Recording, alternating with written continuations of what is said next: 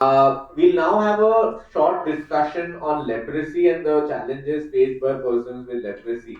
Uh, yes.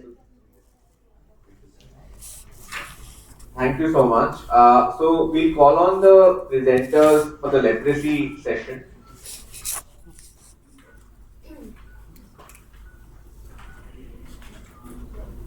Nikita, Vani. Yes, please, if you could just take it over. Thank you. Good morning, everybody. I don't know how many of you know that every 4 minutes there's somebody who's diagnosed with leprosy. And every day there are about 100 women alone who are diagnosed with leprosy. A lot of people ask, what does leprosy have to do with disability? I don't know how many of you know that leprosy is the leading cause of disability globally among the communicable disease. And this disability can be easily prevented because leprosy is the easiest to cure, easiest to treat, and it really a person doesn't have to suffer any disability. But like Dr. Rajesh Agarwal mentioned, lack of awareness. There is very little sensitization about leprosy. So one of the most important thing is that everybody becomes aware. Now, even if you see at the Purple Fest, I'll just wait for Amar to be seated.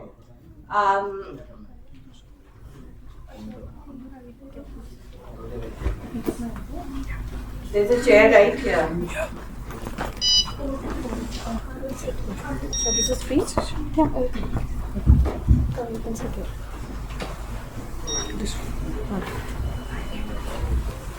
Good. Now that everybody is comfortable, I'll continue. So a lot of, as I was saying, that there can be severe disabilities because of leprosy, which can be easily prevented.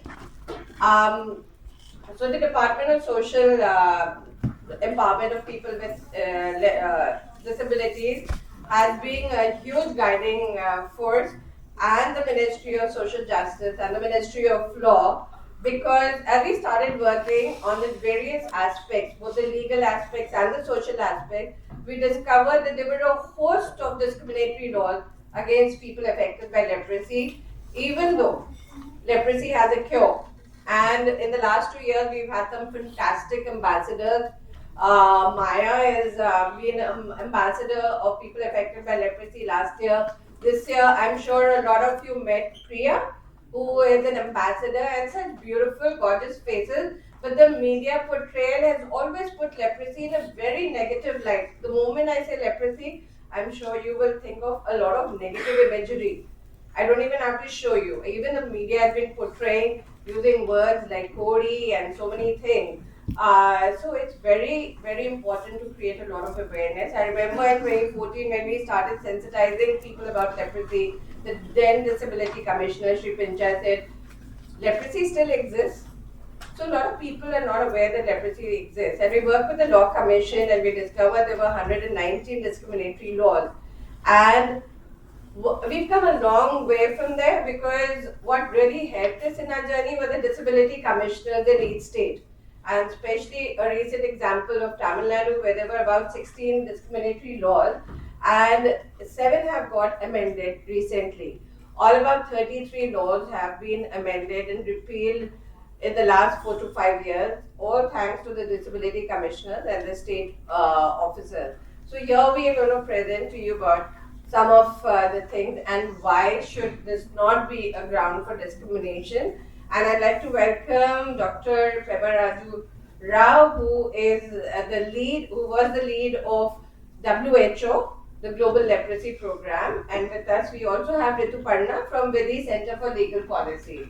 So over to you, sir. Thank you. Namaskar, I am Dr. Pebaraju. I feel really humbled to see so much of work that is being done for disabilities. In leprosy, we know that, as Nikita ji has just started mentioning, that leprosy is equated, or when in the community, when we say leprosy, and people remember only disabilities. So my aim of today's brief discussion is to address the issue that was considered as a point how curable the leprosy is, how contagious the leprosy is. Because there are some misconceptions that still occur in the people's mind. And people think that it's a disease that comes from the past and so on. In fact, leprosy is the ancient disease. It's the first disease that has been found to be caused by a bacteria. We commemorated 150 years of the discovery of leprosy bacteria in 1873 during this year. Unfortunately, it's not been believed in the community. I'd like to start with an instance. Is my friend Avinash, because we all know that name has been changed. But Avinash liked this name. When I told that I'm going to speak about you with your name as Avinash, he liked it, and he has permitted me to speak about him because he himself had the difficulty of understanding leprosy. He's a very enthusiastic graduate of engineering. He was in civil engineering. He was working at architecture under an architecture, in constructing or designing buildings and so on. Suddenly he started feeling that he's not able to even lift his pen, and he's not able to feel the pinch. He'll not even pick up a paper and even grip. Gradually he found that he was not able to raise the wrist also. You can see the picture that he is unable to raise even the left wrist and even pinch. That means he's completely unable to do anything with his hand. The whole of dexterity is gone. In that age, it really shocks. And it did shock his mother also. At that time, he came and then we treated him for leprosy. That's why I put this arrow. After 6 months of multi-drug therapy, and with sort of strong prednisolone doses to prevent any nerve damage and contain the nerve damage, he was able to pick up a book from both hands. That is the amount of curability we demonstrated in leprosy. It was not from the beginning. In 1982, when I started leprosy work, we used to feel very sad when a young boy comes with leprosy to see that the boy is going to be treated for a whole life. But with MDT, we know that in just 6 months or 12 months, we can treat them completely. Thanks to Avinash, understanding this, I just want to share a few points about leprosy. Leprosy is caused by Mycobacterium leprae. It's a very sister bacteria to tuberculosis, and it's in the air. We are all infected. But fortunately, 95% of us are immune, particularly to this disease. That's why we don't see many patients. There are a lot of myths and misconceptions about the disease. Some people say hereditary, some people say curse of God. Some people say even if you shake hands, even if you touch a person with leprosy, affected leprosy, we will get leprosy. But they're all wrong. It's just a bacterial disease. And in 1970, quite long back, there was a study done both in India, in Jalma, Agra, and also in US, which proved that one dose of rifampicin capsule will kill 99% of bacteria, and the patient will not be able to spread the disease. That's strong antibiotics we have. And I gave the reference so that we can always go back and see whether it is true, how well we can. It's an evidence-based study done, and that put a seed to introduce WHO standard of care. Let's look at the treatment. Is leprosy treatment effective? That's a question many people ask, and we keep answering them. And we even made a FAQ on this in WHO.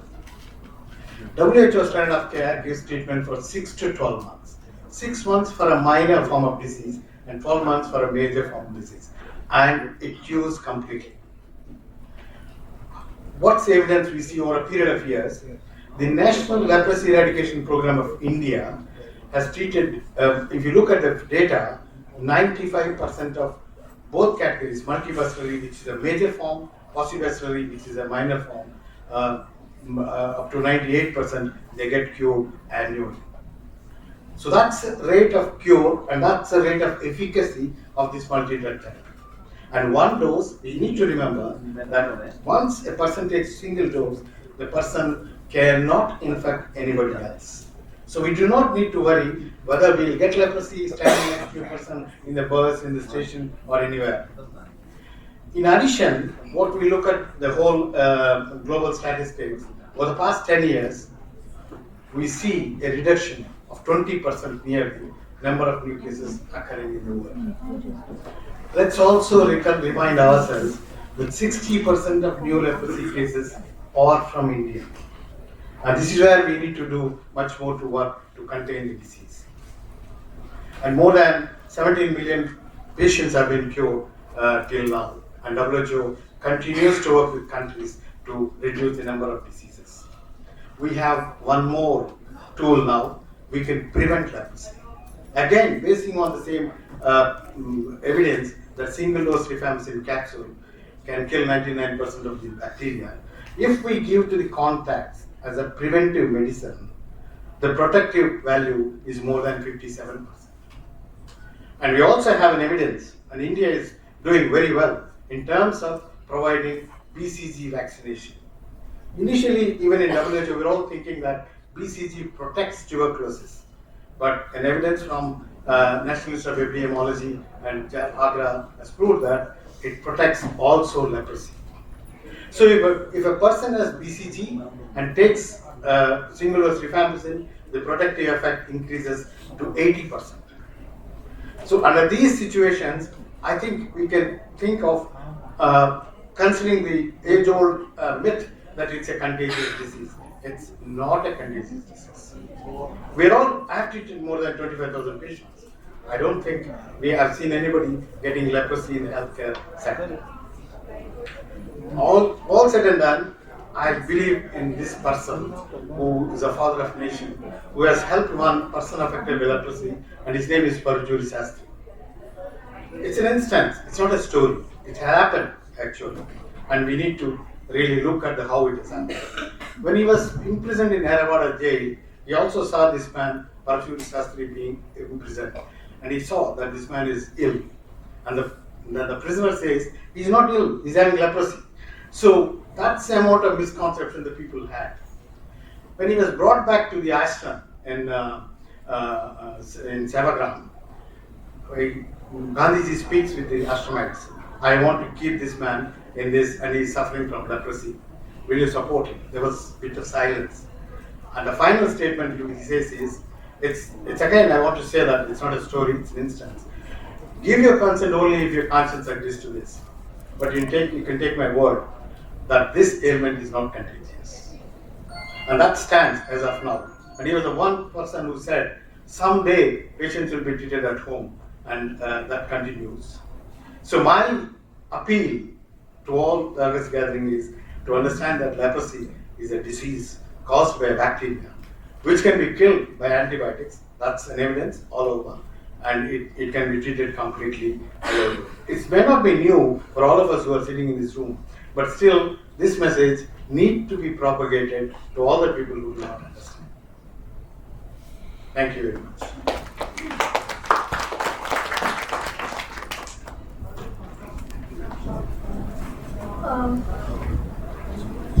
Am I audible? Yes. Hello everyone. Is this better now? Is it audible if I speak a bit louder? Very audible in front, but behind there is a problem. Okay, I'll make sure to speak a bit louder.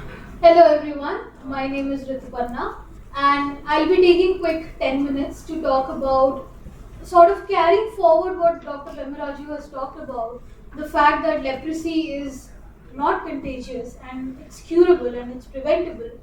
I will now talk about how there exist laws in across states and even at the center, which continue to have some provisions that discriminate against persons affected by leprosy.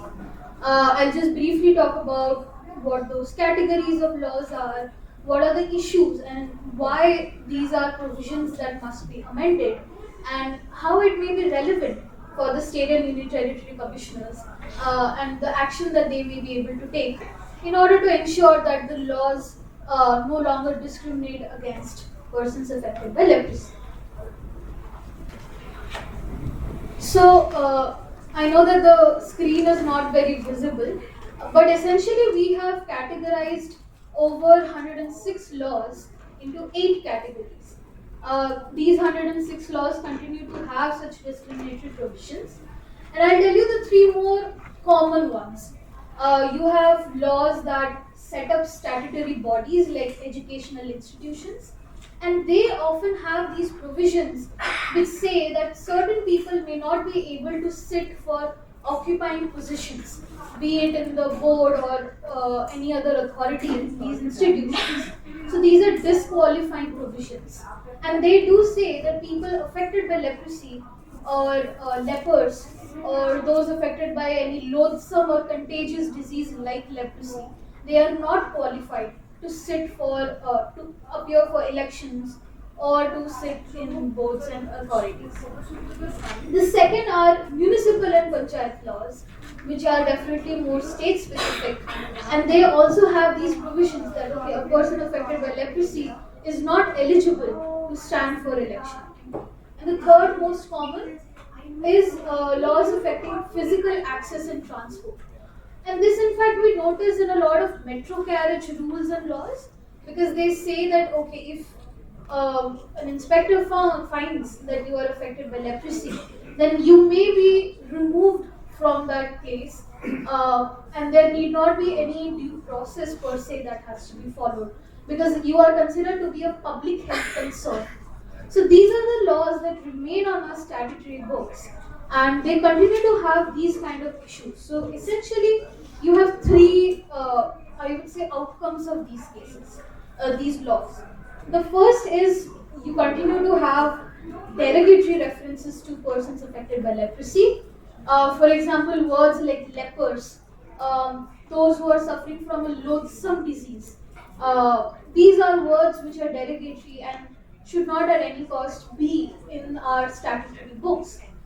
The second impact is you are excluding them from accessing public services and other places without due justification. Primarily because, going back to Dr. Kamaraj's point, that leprosy is not contagious and it is no longer something that remains incurable. It is a curable disease, and in fact, after the first dose of the whole treatment, you can no longer spread any infection. So there is a necessity to move the mindset from the fact that okay, the word leprosy carries such stigma to the fact that it is just another treatable disease, and there is no necessity of excluding them specifically in the laws. And the third outcome is you have disproportionate measures. We have an example of that actually, one such law. If you would look at, this is not visible, but this is one of the laws from, this is the Shillong Municipal Board bylaws. It is of 1961. And it says that no person affected with leprosy shall touch or draw water from any standpipe.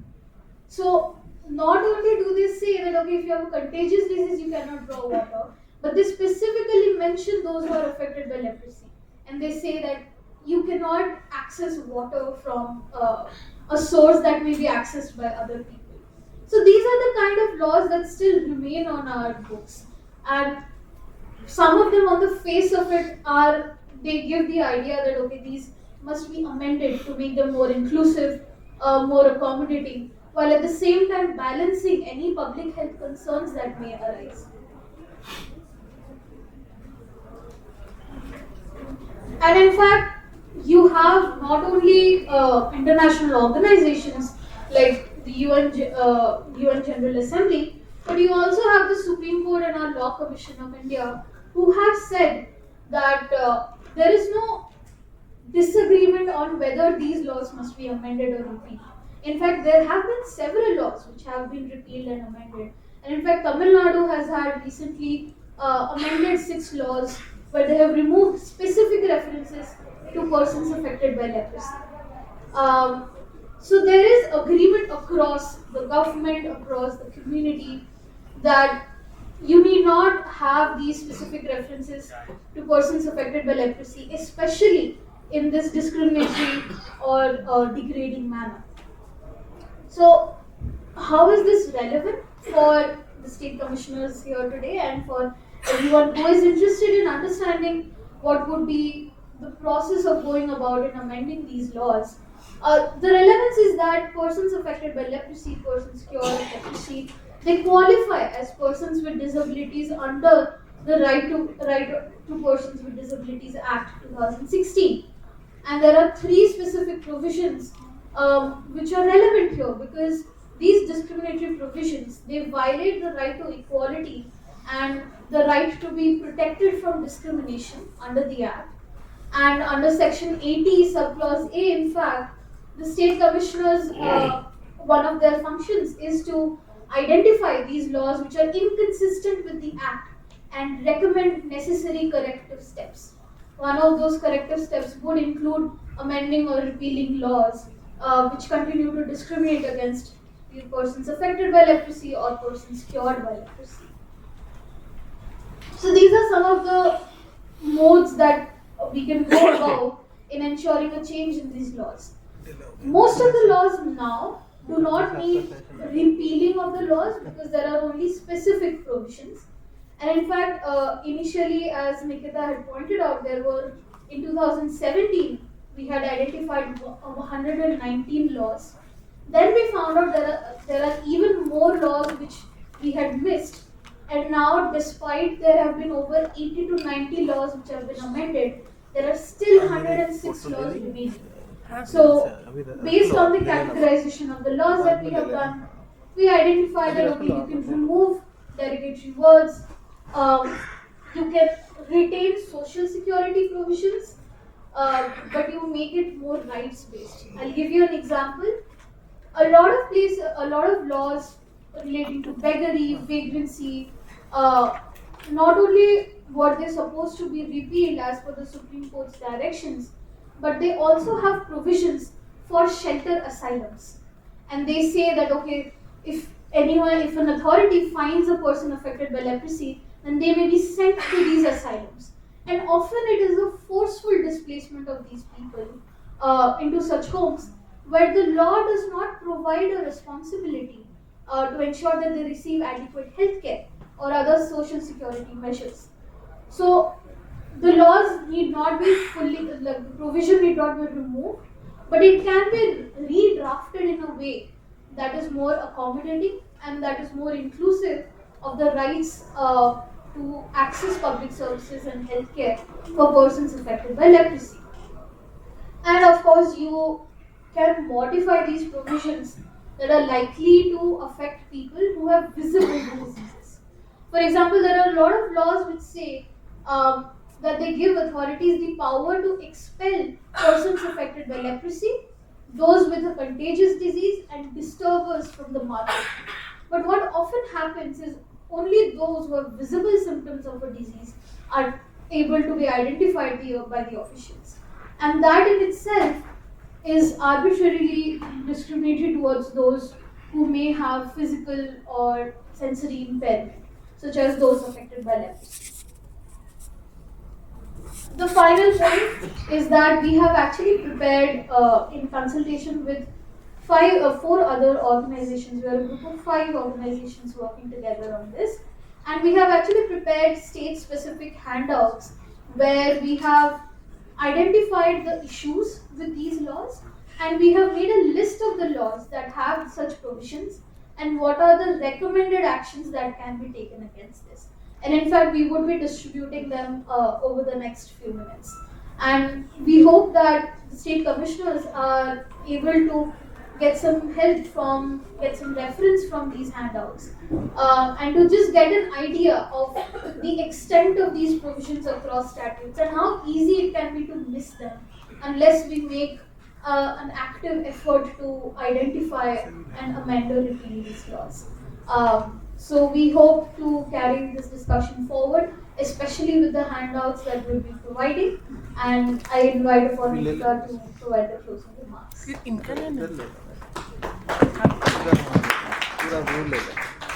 Thank you so much, Dr. Rao and Rituparna. And we're really grateful to the Mr. Rajesh Agarwal and the Department for Empowerment of People with Disabilities for giving us this opportunity. Tomorrow we have a half-day conference. For those who are available, please join us in the auditorium, the Audio1 of Kala Academy. Thank you so much. If there are any questions, please do feel free to ask right now, or most of us are present over here. We are also a consortium of a few organizations, WHO, NCPDP, the Leprosy Mission, Association of People Affected by Leprosy, Sasakawa Health Organization. All of us are present here. Any questions, please feel free to ask. But I'd really request you to please take the matter that's prepared for every disability commissioner from each state. Thank you.